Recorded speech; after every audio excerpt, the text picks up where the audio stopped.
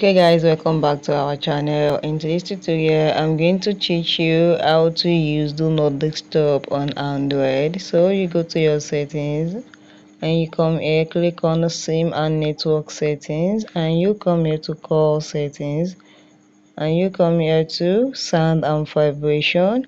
Then you open your do not disturb features, and this is it.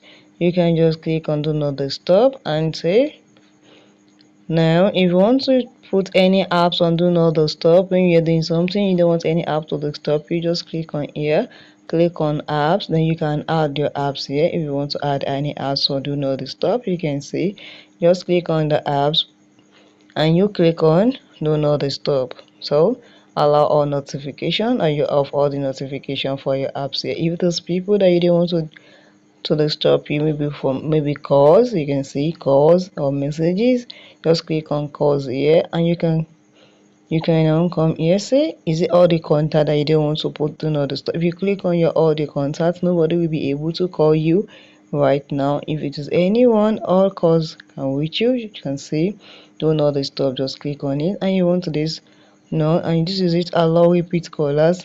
If the same person calls a second time within 15 minutes period, you can see just off it here, and you can on it back here.